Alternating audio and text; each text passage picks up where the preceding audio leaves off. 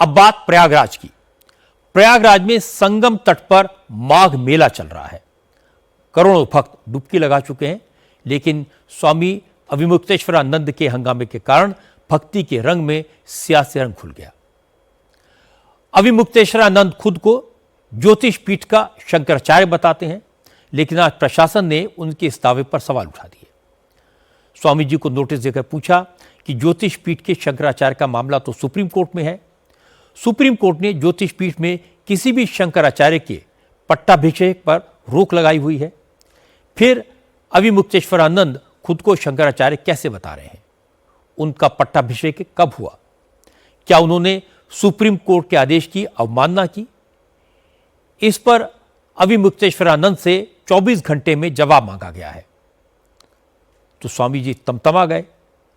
असल में अविमुक्तेश्वरानंद को बद्रिकाश्रम के नाम पर माघ मेले में शिविर के लिए जगह मिली है। स्वामी जी मौनी अमावस्या के दिन अपनी पालकी पर बैठकर चेलों के जुलूस के साथ संगम में स्नान करना चाहते थे। वो पालकी पर बैठकर निकले, लेकिन करोड़ों भक्तों की भीड़ होने के कारण प्रशासन ने मेला क्षेत्र में किसी तरह के वाहन या जुलूस प्रवेश पर पाबंदी लगाई हुई थी। अविमुक्तेश्वरानंद के जुलूस से भक्तों को दिक्कत होने लगी, इसलिए प्रशासन ने स्वामी जी की पालकी को रोक दिया। बस इसी बात पर अविमुक्तेश्वरानंद नाराज हो गए। पहले अफसरों से भिड़े, फिर बिना स्नान किए लौट आए और अपने शिविर के बाहर धरने पर बैठ गए। अब प्रशासन का नोटिस मिला तो और नाराज हो गए। उन्होंने कहा वो शंकराचार्य हैं या नहीं, ये पूछने वाला प्रशासन कौन होता है? किसी शंकराचार्य से यह सवाल तो राष्ट्रपति भी नहीं पूछ सकता। वो ज्योतिष पीठ के शंकराचार्य हैं, ये बताने के लिए इतना ही काफी है कि दूसरे शंकराचार्यों ने कुंभ में उनके साथ स्नान किया। शंकराचार्य वो है जिसको बाकी तीन पीठ के शंकराचार्य कहें कि शंकराचार्य है। तो बाकी तीन पीठ में से दो पीठ के शंकराचार्य हमको शंकराचार्य कहते हैं। पिछले माघ मेले में हमको साथ लेकर के स्नान कर चुके हैं। जब स्वयं श्रृंगेरी के शंकराचार्य जी, द्वारका के शंकराचार्य जी हमको कह रहे हैं कि हम शंकराचार्य हैं, हमको साथ में लेकर स्नान कर रहे हैं, तो आपको इस प्रमाण की आपको जरूरत है। ये प्रशासन तय करेगा कि हम शंकराचार्य हैं कि नहीं है। उत्तर प्रदेश का मुख्यमंत्री तय करेगा कि भारत का राष्ट्रपति तय करेगा? भारत के राष्ट्रपति को भी अधिकार नहीं है कि वो तय करे कि कौन शंकराचार्य है। शंकराचार्य का निर्णय शंकराचार्य करते हैं। पुरी के शंकराचार्य जी ने हमारे बारे में कुछ नहीं कहा है। उन्होंने न तो कहा कि ये नहीं है और उन्होंने न तो कहा कि ये है, वो साइलेंट है। तो दो शंकराचार्यों का प्रत्यक्ष लिखित व्यवहारिक समर्थन और तीसरे पीठ के शंकराचार्य की मौन स्वीकृति हमारे साथ है। और कौन शंकराचार्य है ज्योतिष पीठ का? बताइए। स्वामी जी हम हैं ज्योतिष पीठ के शंकराचार्य, निर्विवाद रूप से हैं। अविमुक्तेश्वरानंद ने प्रशासन पर तमाम तरह के इल्जाम लगाए। अफसरों की फोटो दिखाकर कहा कि अधिकारियों को ऊपर से निर्देश मिल रहे थे, इसलिए उन्होंने जुलूस में शामिल साधु संतों को मारा पीटा। लेकिन प्रशासन ने इन आरोपों को बेबुनियाद बताया। अफसरों ने कहा एक साधु इस तरह के अंतर्गल आरोप लगाए, ये शोभा नहीं देता। प्रयागराज के कमिश्नर ने कहा कि प्रशासन माघ मेले में सभी की सुविधा का ध्यान रख रहा है। अफसर 3 घंटे तक अविमुक्तेश्वरानंद के सामने हाथ जोड़कर खड़े रहे। पालकी से उतरकर संगम तक पैदल जाकर स्नान करने की रिक्वेस्ट करते रहे, फिर भी वो नहीं माने और हंगामा करने लगे, इसलिए बात बिगड़ गई। मेला अधिकारी ने कहा कि अविमुक्तेश्वरानंद जब चाहें पैदल जाकर संगम पर स्नान कर सकते हैं, लेकिन प्रशासन किसी वाहन के साथ जाने की परमिशन किसी को नहीं देगा, क्योंकि इससे वहां आने वाले भक्तों को असुविधा होती है, भगदड़ का खतरा पैदा हो जाता है। हमारे श्रद्धालुओं को किसी तरह की असुविधा ना हो, इसलिए खुद उच्चाधिकारी उनसे लगातार 3 घंटे तक अनुनय विनय वंदन सब चीज कर रहे थे। उनके समर्थकों के साथ भी डिस्कशन चला, कई दौर की वार्ता चली, आप सब उसके साक्षी हैं। और उनके द्वारा जो हमें अवगत कराया गया कि ये होना है, उसी क्रम में वहां पे हम लोगों ने एक व्यवस्था बनाने का प्रयास किया, परंतु उनके द्वारा किसी भी व्यवस्था को नहीं माना गया। प्रशासन के किसी भी निर्देश का पालन नहीं हुआ, जो कि स्पष्ट रूप से उनके जो सुविधाएं हैं, उनकी जो सुविधा पर्ची में जो अंकित नियम कानून है, उसके विपरीत है। और इसमें मैं एक और चीज स्पष्ट कर देना चाहता हूं कि किसी भी तरह का वेहिकुलर परमिशन उनके द्वारा मांगा गया था, लेकिन क्योंकि उसकी परंपरा नहीं है तो कोई भी तरह का व्हीकल का परमिशन नहीं जारी हुआ था। स्पष्ट शब्दों में उसको डिनाई किया गया था। 18/10/2022 का सुप्रीम कोर्ट का क्लियर जजमेंट है और उसी जजमेंट के क्रम में स्वामी जी को रिस्ट्रेन किया गया है शंकराचार्य के प्रोटोकॉल किसी भी तरह से देने से। और तब से लेकर अक्टूबर 2022 के उस सुप्रीम कोर्ट के जजमेंट के बाद से तब से लेकर अनवरत रूप से आज तक कभी भी मेला प्राधिकरण या मेला प्रशासन के द्वारा कभी भी स्वामी अमृतेश्वरानंद को कभी भी शंकराचार्य के रूप में प्रोटोकॉल नहीं दिया गया है, चाहे वो भूमि आवंटन हो चाहे सुविधा हो। आपको जानकर आश्चर्य होगा कि अविमुक्तेश्वरानंद जिस बात के लिए जिद कर रहे थे वो क्या थी। उन्हें सिर्फ 100 कदम पैदल चलकर संगम में स्नान के लिए जाना था, लेकिन वो पालकी में जाने पर अड़े हुए थे और अफसर विनय करते रहे, वंदना करते रहे, वो नहीं माने। अब मौका मिला है तो इस मामले में विरोधी दलों के नेता कूद पड़े। कांग्रेस अध्यक्ष अजय राय ने कहा प्रशासन ने अविमुक्तेश्वरानंद जी का अपमान किया है, ये सनातन परंपरा का अपमान है। अजय राय ने कहा कि प्रशासन को शंकराचार्य के पद पर सवाल उठाने का क्या अधिकार है। अफसर किसके इशारे पर शंकराचार्य को नोटिस जारी कर रहे हैं? इसके पहले भी जब अभी महाकुंभ हुआ था उसमें इनको स्थान दिया गया। ये जगतगुरु शंकराचार्य के नाम से उस जगह को अलॉट किया गया। आपने महाकुंभ में दिया ना, तो गलती तो आप कैसे किया फिर आपने? उस समय क्यों नहीं माना आपने? उस समय यह प्रश्न क्यों नहीं उठाया गया कि आप शंकराचार्य हैं कि नहीं? उस समय यह बात क्यों उठाया गया? और प्रशासन देगा, योगी जी बताएंगे कि वो शंकराचार्य हैं कि नहीं है। काशी के लोग, काशी की पवित्र भूमि का अपमान किया है। अखिलेश यादव ने भी अविमुक्तेश्वरानंद के कंधे पर बंदूक रखकर योगी आदित्यनाथ पर निशाना साधा। और फिर समाजवादी पार्टी के सांसद अवधेश प्रसाद सिंह ने कहा बीजेपी जानबूझकर सनातन का अपमान कर रही है, इसका खामियाजा बीजेपी को भुगतना होगा। ये ना समझिए है, प्रमाण पर मानने वाली सरकार नहीं है। समाज जिसको मानता है, समाज से बड़ा, जनता से बड़ा कोई नहीं है। तो जनता उनको जो शंकराचार्य मानती है तो उनसे प्रमाण पत्र लेने की कोई आवश्यकता नहीं है। ये देश संतों महापुरुषों का देश है और उन पर लाठी चार्ज करना भारतीय जनता पार्टी के लिए आने वाले दिनों में ये बहुत महंगा पड़ेगा। इसके बाद समाजवादी पार्टी के एक और सांसद और मुख्तार अंसारी के भाई अफजाल अंसारी भी हिंदुत्ववादी बन गए। उन्होंने इस मामले को गौ माता से जोड़ दिया। अफजाल अंसारी ने कहा कि अविमुक्तेश्वरानंद गौ हत्या पर पाबंदी और गौ माता को राष्ट्रीय पशु घोषित करने की मांग कर रहे हैं। बीजेपी ऐसा बिल्कुल नहीं चाहती, इसीलिए अविमुक्तेश्वरानंद को बदनाम करने की कोशिश की जा रही है। सतुआ बाबा से नहीं पूछा गया, उनकी हर गाड़ी अलाउ हो जाएगी।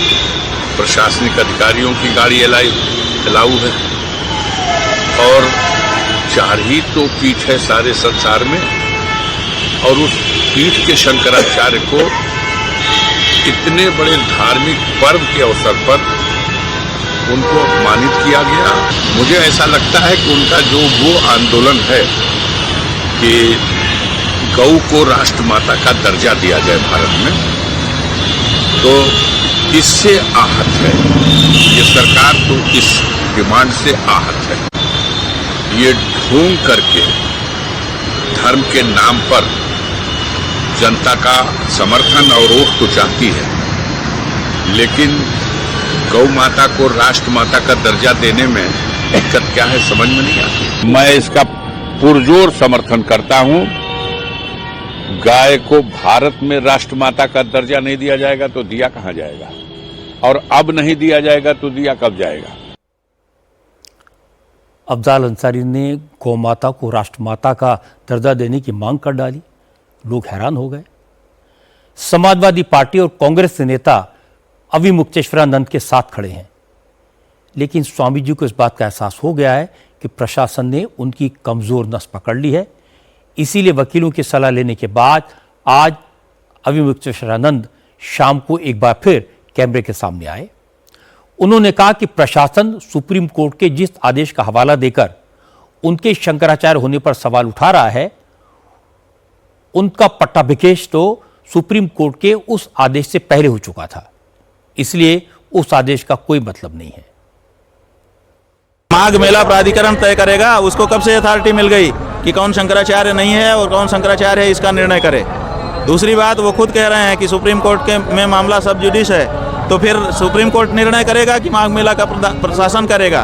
और तीसरी बात कि जो तथ्य वो पेश कर रहे हैं वो तथ्य गलत हैं। 14 अक्टूबर का एक आदेश वो दिखा रहे हैं, उस आदेश में ये लिखा हुआ है कि अविमुक्तेश्वरानंद या और कोई ज्योतिष पीठ पर पट्टाभिषेक आज की तिथि के बाद नहीं कराएगा, जबकि हमारा अभिषेक 1 महीना 2 दिन पहले 12 सितंबर को ही हो चुका है। 12 सितंबर से ही हम ज्योतिष पीठ के शंकराचार्य के रूप में काम कर रहे हैं। जैसा बता रहे हैं कि आप अनशन या किसी तरह की नहीं, हम अनशन पर नहीं हैं, हम धरने पर भी नहीं हैं, शिविर के बाहर बैठे जरूर दिखाई दे रहे हैं। असल में ये हमारी गंगा जमुना माता से टेक है, संगम क्षेत्र के तीर्थ से टेक है कि जब हम अपने शिविर से तुम्हारे अंदर स्नान करने के लिए निकले थे तो हे मेरे देवता, हे मेरी माँ, क्यों वंचित कर दिया मुझे। तो अब हम जब सम्मान सहित तुम्हारा स्नान हो जाएगा तभी प्रवेश करेंगे, तो इसलिए हम यहाँ पर बैठे हैं। अब जब हमको ससम्मान वहाँ पर हमारी मर्यादा के अनुरूप स्नान करने का अवसर मिलेगा तो संगम स्नान करके ही हम शिविर में प्रवेश करेंगे, उसके पहले शिविर में प्रवेश नहीं करेंगे। अविमुक्तेश्वरानंद को अपने सम्मान की चिंता है, अपने शंकराचार्य होने की चिंता है, लेकिन उनके दावे की असलियत साधु संतों ने बयान की। अखिल भारतीय संत समिति के जनरल सेक्रेटरी स्वामी जितेंद्रानंद सरस्वती ने कहा, अविमुक्तेश्वरानंद झूठा दावा कर रहे हैं। उन्होंने 2022 में 17 अक्टूबर को अपने पट्टाभिषेक का ऐलान किया था, इसीलिए 15 अक्टूबर को कोर्ट में पिटीशन फाइल की गई और सुप्रीम कोर्ट ने पट्टाभिषेक पर रोक लगा दी थी। स्वामी जितेंद्रानंद सरस्वती ने कहा कि अविमुक्तेश्वरानंद धर्म से ज्यादा सियासत की बात करते हैं, बार बार विवाद खड़े करते हैं और जब मामला बिगड़ता है तो अपने शिष्यों को ढाल बनाते हैं। ये ठीक नहीं है। जितेंद्रानंद सरस्वती ने कहा कि अविमुक्तेश्वरानंद अपने व्यवहार से संत परंपरा को बदनाम कर रहे हैं, शंकराचार्य जैसे प्रतिष्ठित और पवित्र पद का अपमान कर रहे हैं। अखाड़े भी कुंभ अर्ध कुंभ के दौरान त्रिवेणी संगम से 500 मीटर से भी ज्यादा, लगभग 1 किलोमीटर पहले ही सबके रथ रोक दिए जाते हैं। आप 50 फीट भी चलने को तैयार नहीं थे एक संत के रूप में, जमीन पर रथ समेत नहाना चाहते थे, तो ये तो कम से कम तीर्थराज प्रयाग जी को ये स्वीकार्य नहीं था। एक प्रश्न है। जहां तक शंकराचार्य पद को लेकर विवाद है, तो ये 2013-14 में कहते हैं कि इनके गुरु ने वसीयत किया, उस वसीयत के आधार पर ये अपने को शंकराचार्य होने का दावा करते, और इनके गुरु ने 2020 में ये कहा कि मैंने कोई उत्तराधिकारी नहीं बनाया है, कोई वसीयत नहीं की है। तो प्रश्न उठता है, या तो गुरु झूठ बोल रहे थे या चेला झूठ बोल रहा है।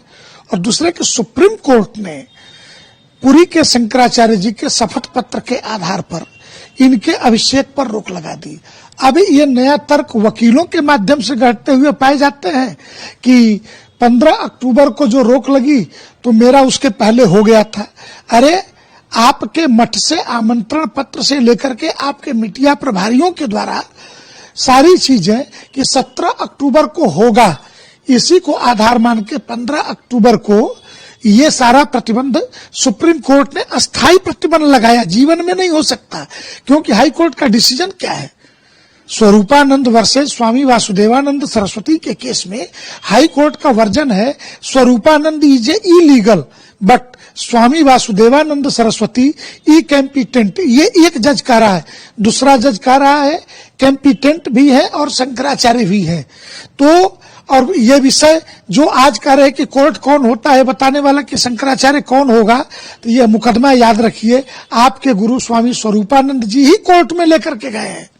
मेरी जानकारी में 3-4 बार ये इनके ऊपर लाठीचार्ज हुए हैं और 3-4 बार हमेशा इन्होंने बटुकों को आगे करके बटुकों के ऊपर खेलने का प्रयास किया है। तो आप अपने यहाँ गुरुकुल चलाते हैं या अपने सुरक्षा कवच के लिए निरीह बटुकों का प्रयोग करते हैं, इस्तेमाल शब्द उर्दू का है वो करते हैं, ये तो आपको बताना पड़ेगा। और जहां तक प्रश्न है कोर्ट का, तो सुप्रीम कोर्ट से आप पर प्रतिबंध है, आप शंकराचार्य नहीं हैं। एक बात तो सब जानते हैं कि अविमुक्तेश्वरानंद अपने प्रवचनों के कारण नहीं, अपने विवादित बयानों और अपनी हरकतों के कारण चर्चा में रहते हैं। आजकल वो बीजेपी के खिलाफ बोल रहे हैं। जब यूपी में अखिलेश यादव की सरकार थी, उस वक्त समाजवादी पार्टी को समाज का दुश्मन और अखिलेश यादव को हिंदुत्व का विरोधी बताते थे। 2015 में वाराणसी में अखिलेश यादव की सरकार ने इन्हीं अविमुक्तेश्वरानंद पर लाठियां बरसाई थी। उस वक्त भी वो अनशन पर बैठे थे। अक्टूबर 2022 में सुप्रीम कोर्ट ने अविमुक्तेश्वरानंद को शंकराचार्य के रूप में अपॉइंट किए जाने पर रोक लगा दी थी। वैसे भी स्वामी अविमुक्तेश्वरानंद जिस तरह के राजनीतिक बयान देते हैं वो शंकराचार्य की गरिमा के अनुरूप तो नहीं है। उनका अहंकार, उनका आडंबर भी शंकराचार्य के रूप में उनकी स्वीकृति में बहुत बड़ी बाधा बन गया है।